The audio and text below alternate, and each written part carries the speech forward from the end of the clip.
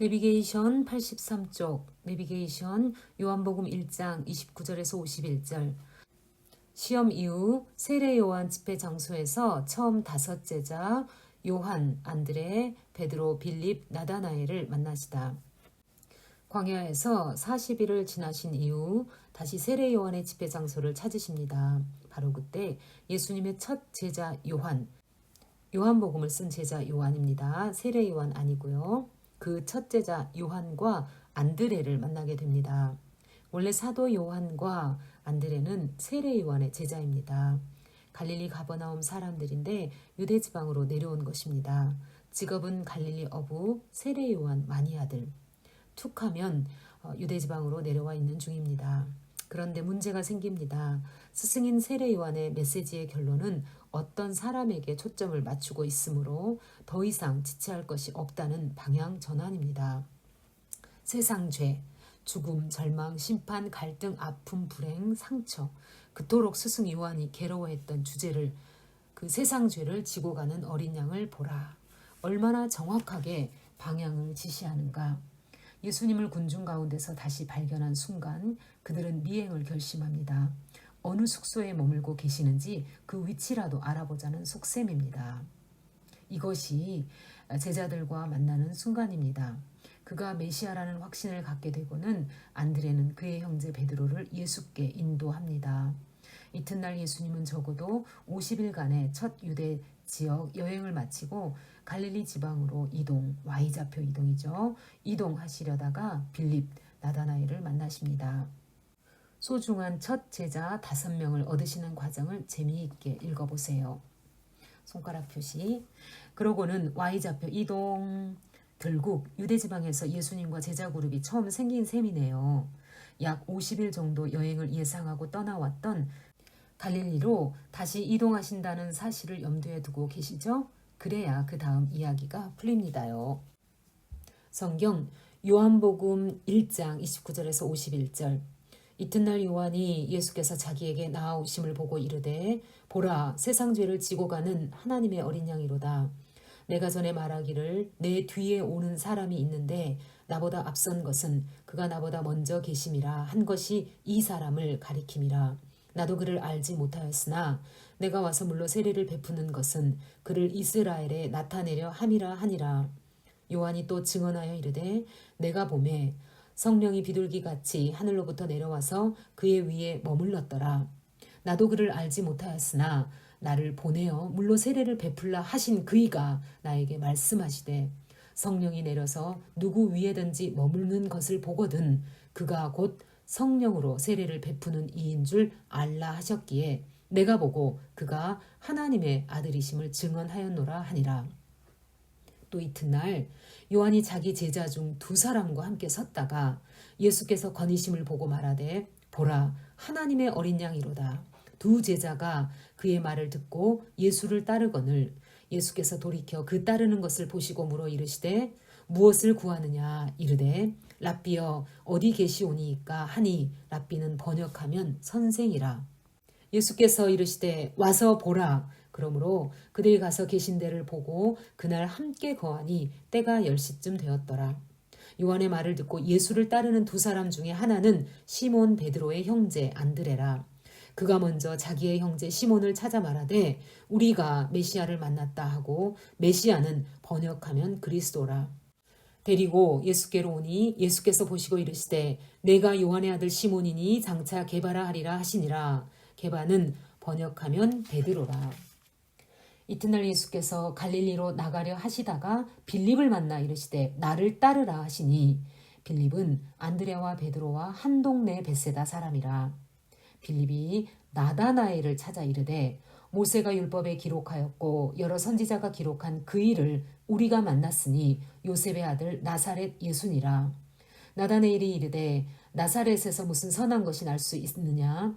빌립이 이르되 와서 보라 하니라. 예수께서 나다나엘이 자기에게 오는 것을 보시고 그를 가리켜 이르시되 보라 이는 참으로 이스라엘 사람이라 그 속에 간사한 것이 없도다. 나다나엘이 이르되 어떻게 나를 아시나이까. 예수께서 대답하여 이르시되 빌립이 너를 부르기 전에 네가 무화과 나무 아래에 있을 때에 보았노라. 나다나엘이 대답하되 라삐여 당신은 하나님의 아들이시오 당신은 이스라엘의 임금이로소이다. 예수께서 대답하여 이르시되 내가 너를 무화과 나무 아래에서 보았다 함으로 믿느냐 이보다 더 큰 일을 보리라. 또 이르시되 진실로 진실로 너희에게 이르노니 하늘이 열리고 하나님의 사자들이 인자 위에 오르락 내리락 하는 것을 보리라 하시니라.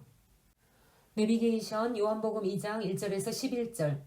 그 이후 그들과 가나 혼인잔치에 가셨다가 예수께서는 방금 만난 5명의 신생 그룹과 함께 갈릴리 가나로 이동하십니다. 상상해 보세요. 제자들 얼마나 뿌듯하고 감격스럽고 자랑스러웠겠는가. 세례 요한이 가리키던 바로 그분과 친해지다니.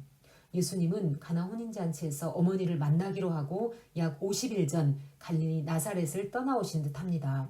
가나에서의 첫 이적, 물로 포도주를 만드는 사건입니다.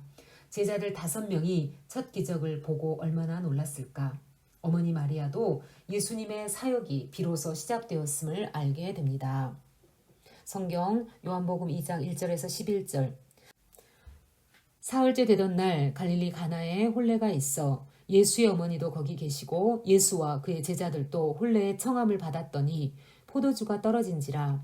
예수의 어머니가 예수에게 이르되 저들에게 포도주가 없다 하니 예수께서 이르시되 여자여 나와 무슨 상관이 있나이까 내 때가 아직 이르지 아니하였나이다. 그의 어머니가 하인들에게 이르되 너희에게 무슨 말씀을 하시든지 그대로 하라 하니라. 거기에 유대인의 정결 예식을 따라 2-3통 드는 돌 항아리 6이 놓였는지라. 예수께서 그들에게 이르시되 항아리에 물을 채우라 하신즉 아귀까지 채우니 이제는 떠서 연회장에게 갖다 주라 하심에 갖다 주었더니 연회장은 물로 된 포도주를 맛보고도 어디서 났는지 알지 못하되 물 떠온 하인들은 알더라. 연회장이 신랑을 불러 말하되 사람마다 먼저 좋은 포도주를 내고 취한 후에 낮은 것을 내거늘 그대는 지금까지 좋은 포도주를 두었도다 하니라. 예수께서 이 첫 표적을 갈릴리 가나에서 행하여 그의 영광을 나타내심에 제자들이 그를 믿으니라. 내비게이션 요한복음 2장 12절. 가버나움에 내려가시다. 가버나움이 갈릴리 사역 본부가 되거든요. 첫 제자들과 예수님의 어머니 그리고 형제들이 대거 갈릴리 가버나움으로 가십니다. 왜 가셨을까요? 왜 요한은 이 여행을 기록으로 남겼을까요? 첫 제자들이 만들어졌을 즈음 이참에 갈릴리에서 사역할 본부 위치를 둘러보신 듯합니다. 가버나움이 갈릴리 지방의 수도 같은 곳이었기 때문입니다. 이때로부터 적어도 약 8개월 후에 예수님의 식구들은 나사렛 동네를 떠나 정말 이 가버나움으로 이사하게 됩니다. 한 절밖에 안 되는 본문이지만 예수 행적상 아주 중요한 지점입니다. 우리도 한번 따라가 봅시다. 예수 스토리. 우리는 이것이 궁금합니다. 성경 요한복음 2장 12절. 그 후에 예수께서 그 어머니와 형제들과 제자들과 함께 가버나움으로 내려가셨으나 거기에 여러 날 계시지는 아니하시니라. 아멘. 내비게이션 85쪽. 신약 내비게이션 6월절 1. 유대 예루살렘 사역. 가이드. 공생의 첫 6월절에 다시 예루살렘 행. 자, 이렇게 해서 어머니와 동생들 몇몇 제자들과 함께 가버나움까지 다녀왔네요. 그렇다면 그 다음 일어난 일은 또 짐을 챙기시네요. 눈치챌 수 있겠죠? Y좌표 이동.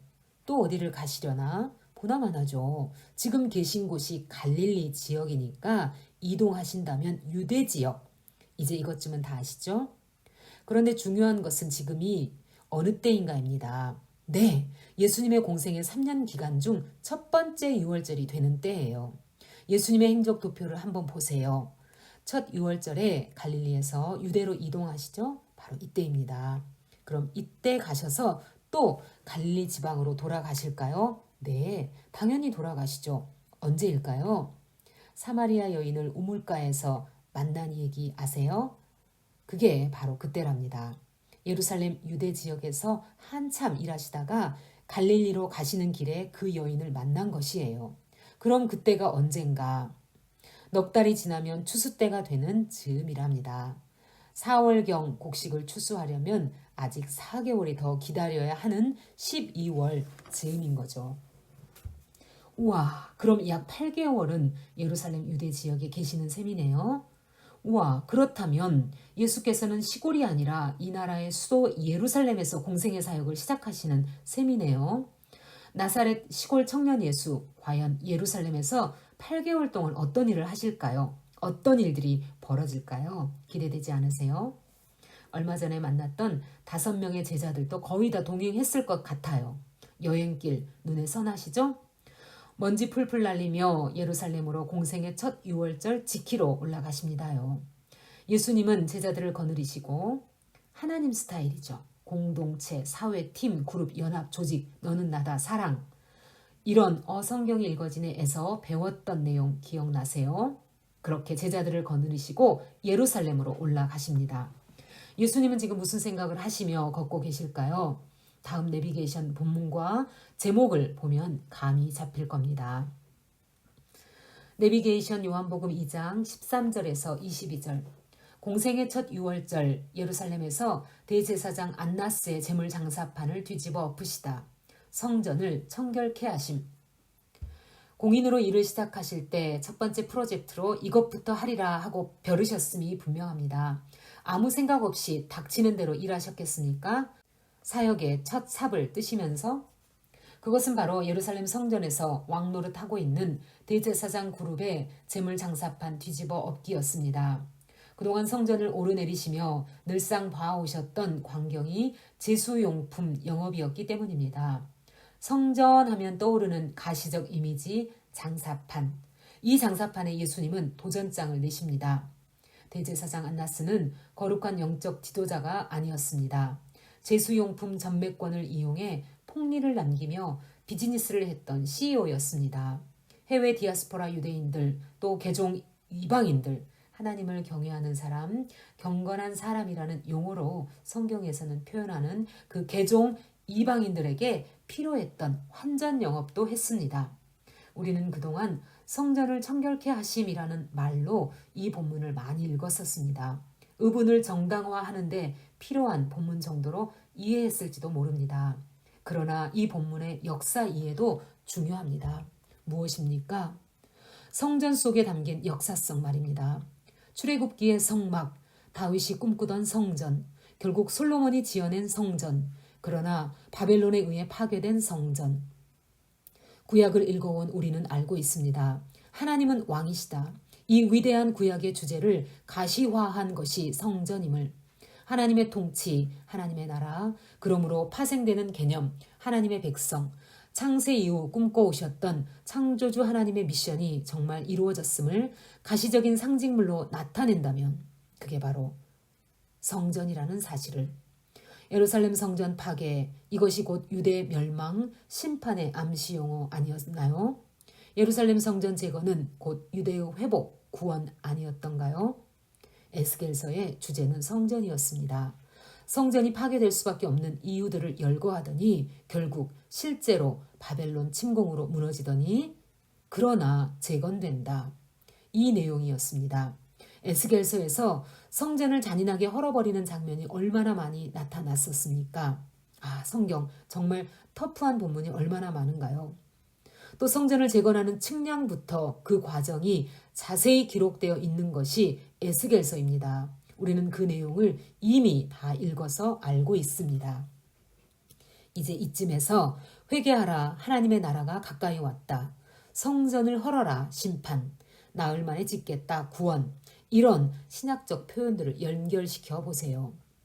예수님이 대중들에게 처음으로 어필하는 사역을 성전 청결로 구상하신 이유를 알아야 앞으로 예수님의 현장에 서 있을 수 있습니다. 그렇지 않으면 이해는 못하면서 영화 스크린만 쳐다보는 격이 됩니다. 예수 현장 이해하면서 쫓아가 봅시다. 그래야 증인이 될 수 있습니다. 장사판을 뒤집어 엎는 현장에 에스겔서를 알고 있는 학자가 있었더라면 그리고 그 사람이 진심으로 인자를 기다리는 의인이었다면 성전을 헐어라 사흘 만에 내가 다시 짓겠다고 외치는 이 이름 모를 사람의 언행을 예의주시했을 것입니다. 그리고 그때부터 이렇게 생각했을 것입니다. 그렇다면 저 사람이 혹시 그리스도? 성경 요한복음 2장 13절에서 22절.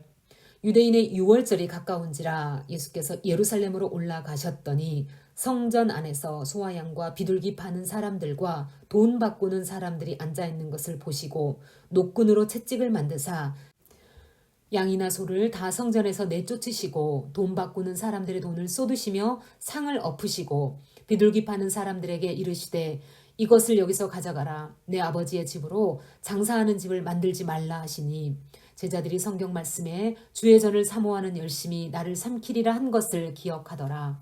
이에 유대인들이 대답하여 예수께 말하기를 내가 이런 일을 행하니 무슨 표적을 우리에게 보이겠느냐.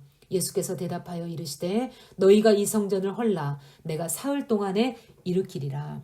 유대인들이 이르되 이 성전은 46년 동안에 지었거늘 내가 3일 동안에 일으키겠느냐 하더라. 그러나 예수는 성전된 자기 육체를 가리켜 말씀하신 것이라.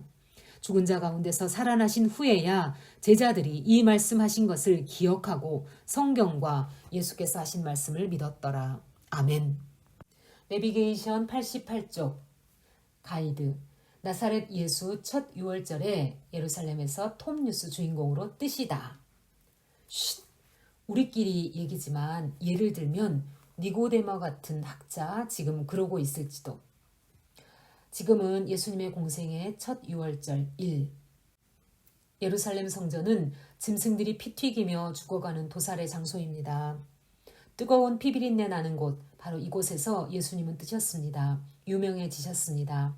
400년가량 도도하게 흘러내려온 탕류 같은 성전 문화를 막아선 이 청년, 도대체 누구지? 예루살렘은 술렁입니다.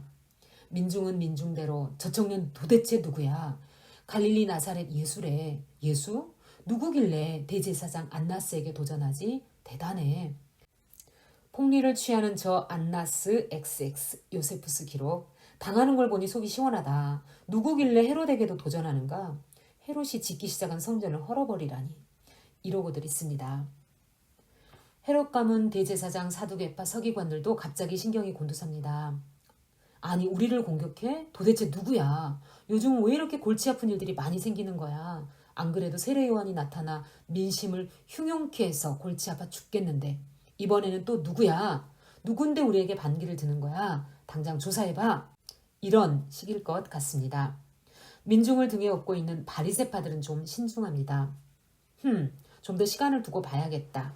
어쨌든 저 사두개파 대제사장 세력을 공격하는 걸 보니 마음에는 일단 드는데 아직은 섣불리 우리 편으로 끌어들일 수는 없을 것 같고 어디 좀 더 생각해 봐야겠는걸? 그렇지 않아도 우리 청중들을 세례 요한에게 다 뺏겨서 심란한데 저 예수는 또 누구야? 누구길래 혜성처럼 나타나서 미혹해 하는고? 좀 더 두고 보자. 어느 하루에 생긴 일이었습니다. 성전을 이렇게 난장판이 되게 한 것 말입니다. 그런데 이 사건이 미치는 영향력은 일파만파였습니다. 예루살렘 성 안에 사는 사람들과 여행객들이 잠자리에 들어간 그날 밤, 비록 정적이 흐르는 고요한 시간이었겠지만 사실은 그렇지 않았을 것입니다. 사람들의 마음은 복잡했습니다. 사건이 생겼기 때문입니다. 마치 9.11 사건이 난 밤처럼 말입니다. 예루살렘은 지금 톱뉴스가 터졌습니다. 톱뉴스 주인공, 예수, 신문이 있었다면 제목은 어땠겠어요? 정체 모를 청년, 대제사장 CEO 그룹에 도전하다. 예루살렘 일보. 누구였나 그 청년, 다윗 연합신보. 나사렛 예수로 밝혀지다. JTN. 자, 분위기 보이십니까? 예수 스토리 점점 윤곽이 드러납니다. 예수, 그는 누구인가? 이것이 관건인 게 분명합니다. 이런 상황에 이어지는 다음 이야기는 무엇일까요? 내비게이션 요한복음 2장 23절에서 25절. 대제사장 세력에 도전장을 낸 후에도 은둔하지 않고 많은 표적을 행하며 활동하십니다. 사회적으로 분위기가 심상치 않지만 그렇다고 숨어 계시지 않으십니다. 사람들을 의식하지도 않으십니다. 대제사장 그룹은 혈안일 텐데 두려워하지 않고 계속 예루살렘에서 활동하십니다. 더군다나 이 예수 엄청난 기적을 일으킵니다. 예수 그야말로 폭풍의 눈이 되기 시작합니다. 도대체 이분이 누구인가? 누군데 이러시는가? 성경 요한복음 2장 23절에서 25절. 6월절에 예수께서 예루살렘에 계시니 많은 사람이 그의 행하시는 표적을 보고 그의 이름을 믿었으나 예수는 그의 몸을 그들에게 의탁하지 아니하셨으니 이는 친히 모든 사람을 아심이요 또 사람에 대하여 누구의 증언도 받으실 필요가 없었으니 이는 그가 친히 사람의 속에 있는 것을 아셨음이니라. 아멘. 내비게이션 요한복음 3장 1절에서 15절. 아니나 다를까 학자 니고데모 반응 보이고. 낚시용어로 입질이라는 것이 있습니다. 반응입니다. 당시 학자층에서 예수 현상을 주시하고 있었던 것. 세례 요한에게도 그랬지 않았던가? 너는 누구냐? 누군데 사람들을 모아서 가르쳐? 도대체 뭘 가르쳐? 라이센스 있어? 한마디로 이것이었습니다. 똑같습니다. 하다못해 한강 상류에 녹조 현상이 일어나도 전문가들이 연구한 후 당국에서 책임있는 입장을 발표해야 하지 않겠습니까? 니고데모, 그는 전문가였습니다. 정치인이었습니다. 당시 백성을 지도하는 학자 선생이었습니다. 신구약 중간시대 때 생긴 그 율법 학자들의 탄탄한 조직을 상기해 보세요. 그 위치에서 책임있는 연구가 필요하지 않았겠습니까? 우리가 하면서 말문을 여는 것을 보면 그와 뜻을 같이 하는 학파라고 해야 할까요? 일단의 사람들이 사실은 공동으로 리서치해 왔을지도 모릅니다. 그러다가 나름대로 예수 현상에 대해 정리가 됐다고 생각했을 때 1대1로 직접 대면하고 토론하고 싶었을 것입니다. 예수 12살 때 예루살렘 성전에서 학자들과 갑론을박 대화했던 장면이 기억나세요? 그와 다를 바 없이 지금 또 그 장면입니다. 이때의 대화에 귀 기울여 보세요. 학자층 사람들과의 질감 있는 깊은 대화, 하나님 나라, 중생, 모세 신학 등 그런 깊은 대화라는 점에 주목하세요. 예수께서 니고데모와 대화한 후에 결론은 이렇습니다. 나, 예수, 내가 누구냐고? 아들이다. 하늘에서 내려온 인자. 성경 요한복음 3장 1절에서 15절. 그런데 바리새인 중에 니고데모라 하는 사람이 있으니 유대인의 지도자라. 그가 밤에 예수께 와서 이르되 랍비여 우리가 당신은 하나님께로부터 오신 선생인 줄 아나이다. 하나님이 함께 하시지 아니하시면 당신이 행하시는 이 표적을 아무도 할 수 없음이니이다. 예수께서 대답하여 이르시되 진실로 진실로 내게 이르노니 사람이 거듭나지 아니하면 하나님의 나라를 볼 수 없느니라. 니고데모가 이르되 사람이 늙으면 어떻게 날 수 있사옵나이까? 두 번째 모태에 들어갔다가 날 수 있사옵나이까? 예수께서 대답하시되 진실로 진실로 내게 이르노니 사람이 물과 성령으로 나지 아니하면 하나님의 나라에 들어갈 수 없느니라. 육으로 난 것은 육이요 영으로 난 것은 영이니 내가 내게 거듭나야 하겠다 하는 말을 놀랍게 여기지 말라. 바람이 임의로 불매 내가 그 소리는 들어도 어디서 와서 어디로 가는지 알지 못하나니 성령으로 난 사람도 다 그러하니라. 니고데모가 대답하여 이르되 어찌 그러한 일이 있을 수 있나이까? 예수께서 그에게 대답하여 이르시되 너는 이스라엘의 선생으로서 이러한 것들을 알지 못하느냐? 진실로 진실로 내게 이르노니 우리는 아는 것을 말하고 본 것을 증언하노라. 그러나 너희가 우리의 증언을 받지 아니하는도다. 내가 땅의 일을 말하여도 너희가 믿지 아니하거든. 하물며 하늘의 일을 말하면 어떻게 믿겠느냐? 하늘에서 내려온 자 곧 인자 외에는 하늘로 올라간 자가 없느니라. 모세가 광야에서 뱀을 든 것 같이 인자도 들려야 하리니 이는 그를 믿는 자마다 영생을 얻게 하려 하심이니라. 아멘. 내비게이션 요한복음 3장 16절에서 21절. 인자 하나님의 아들 무엇하러 세상에 왔는가? 예수님의 사명 사역. 우리가 살펴보고 있는 부분은 예수님의 초기 설교다. 막 공인으로 나서신 때다. 언제 어디서? 첫 6월절 사람들이 많이 모일 때, 그것도 예루살렘 성전 헤드쿼터에서 주장하고 있는 바가 무엇인가를 살펴보고 있다. 무엇보다 이 정보를 수록한 사람은 요한이다. 얼마 전 세례 요한 집회 장소에서 만나 예수의 제자가 된 사람이다. 요한은 당시 예수께서 무슨 설교를 했는지 정확하게 기억하고 있다. 몇 구절 되지 않지만 요약해서 남겨놓았다는 것이 신기하지 않은가? 인자, 하나님의 아들 뭐하는 사람이냐고? 설명이 시작된다. 사람은 영생할 수 있다는 말을 하려고 왔습니다. 당신들은 세례 요한의 심판의 메시지를 들었습니다. 난 구원의 메시지를 선포합니다. 세례 요한이 멸망의 메시지, 죽음의 메시지를 전했지요. 난 치유의 메시지, 생명의 메시지를 가져왔습니다. 하나님이 세상을 이처럼 사랑하사 독생자를 주셨으니 이는 그를 믿는 자마다 멸망, 심판, 죽음, 멸망하지 않고 영생을 얻게 하려 하심이라. 심판의 메시지를 듣고 어찌할꼬 하며 애통해하는 사람들의 영혼 위에 새 메시지를 떨어뜨린 것입니다. 영생, 구원입니다. 성경 요한복음 3장 16절에서 21절. 하나님이 세상을 이처럼 사랑하사 독생자를 주셨으니 이는 그를 믿는 자마다 멸망하지 않고 영생을 얻게 하려 하심이라. 하나님이 그 아들을 세상에 보내신 것은 세상을 심판하려 하심이 아니요 그로 말미암아 세상이 구원을 받게 하려 하심이라. 그를 믿는 자는 심판을 받지 아니하는 것이요 믿지 아니하는 자는 하나님의 독생자의 이름을 믿지 아니함으로 벌써 심판을 받은 것이니라. 그 정죄는 이것이니 곧 빛이 세상에 왔으되 사람들이 자기 행위가 악함으로 빛보다 어둠을 더 사랑한 것이니라. 악을 행하는 자마다 빛을 미워하여 빛으로 오지 아니하나니 이는 그 행위가 드러날까 함이요 진리를 따르는 자는 빛으로 오나니 이는 그 행위가 하나님 안에서 행한 것임을 나타내려 함이라 하시니라. 아멘.